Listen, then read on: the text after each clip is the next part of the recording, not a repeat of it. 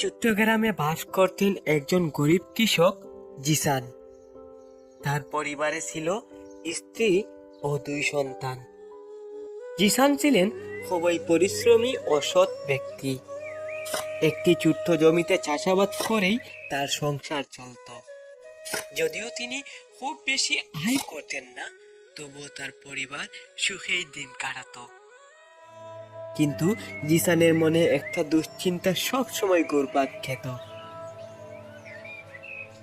আমি এত পরিশ্রম করি, তবুও আমার ফসল ভালো হয় না, কেন জানি না। এই কথা ভেবে তিনি একদিন ভোরে নিজের জমির দিকে রওনা দিলেন। হতে যেতে যেতে হঠাৎ তার চোখে পড়ল কিছু একটা ঝলমলে আলো। আরে বাহ, এটা আবার কি? জল জল করছে, গিয়ে দেখি তো। কাছে গিয়ে তিনি দেখলেন একটা বড় সোনার পাতিল মাটিতে পড়ে আছে। পাতিলের ভিতর তাকিয়ে অবাক হয়ে যান। সেটাই ভর্তি ছিল ঝকঝকে সোনা। আরে বাহ, আমার তো ভাগ্য খুলে গেল। এবার আমার পরিবারকে ভালো খাবার, নতুন পোশাক আর দারুণ একটা বাড়ি বানিয়ে দিতে পারবো।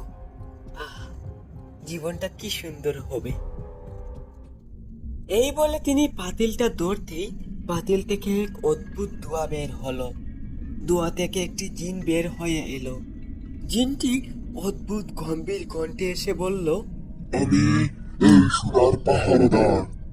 তুমি এটা নিতে পারো, তবে শর্ত একটাই।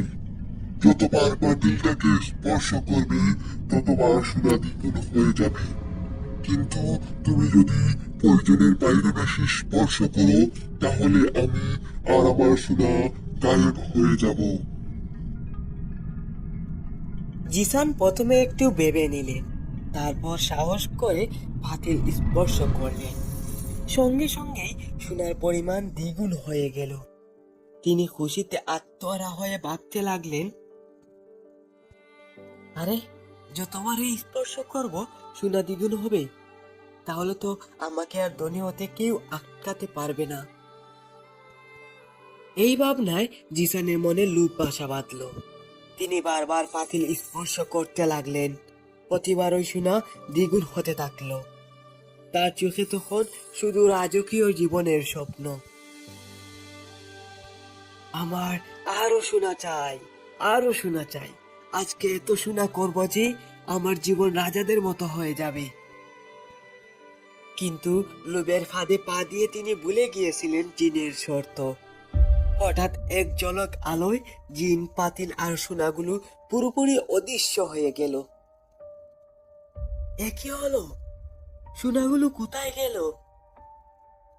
তিনি অনেকবার পাতিলটা স্পর্শ করলেন, কিন্তু আর কিছুই হলো না। তখনই মনে পড়ল পাতিলের পাহারাদারের কথা। আমি এই সোনার পাহারাদার।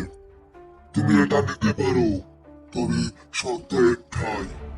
যতবার পাতিলটাকে স্পর্শ করবে ততবার সোনা দ্বিগুণ হয়ে যাবে। কিন্তু তুমি যদি প্রয়োজনের বাইরে বেশি স্পর্শ করো, তাহলে আমি আর আমার সোনা গায়েব হয়ে যাব। আহারে, আমি এ কি করলাম? লোভের কারণে সব হারিয়ে ফেললাম। হায় আল্লাহ, আমাকে ক্ষমা করো, আমাকে ক্ষমা করো। মনে ভীষণ দুঃখ নিয়ে তিনি বাড়ি ফিরে গেলেন। বাড়িতে তার স্ত্রী তাকে এত মন খারাপ দেখে জিজ্ঞেস করলেন, কি হলো? এত হতাশ কেন? জিসান সবকিছু খুলে বললেন। গল্প শুনে তার স্ত্রী বললেন, আমি তো তোমাকে সব সময় বলি লোভ করো না। আমাদের যা আছে তা নিয়েই আমরা সুখে আছি। কিন্তু তুমি আমার কথা শোনোনি। দেখো এবার লোভের ফল কি হলো। জিসান স্ত্রীর কথা শুনে অনুতপ্ত হলেন।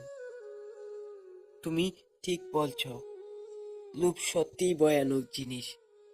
এবার থেকে আমি কখনো লোভ করব না। এরপর জিসান আবার তার জমিতে ফিরে গেলেন। লোভ থেকে শিক্ষা নিয়ে আগের মতোই ইমানদারি আর পরিশ্রমে জীবনের সুখ খুঁজতে শুরু করলেন। লোভ মানুষকে ধ্বংসের পথে নিয়ে যায়। তাই যা আছে তা নিয়ে সুখী থাকা উচিত।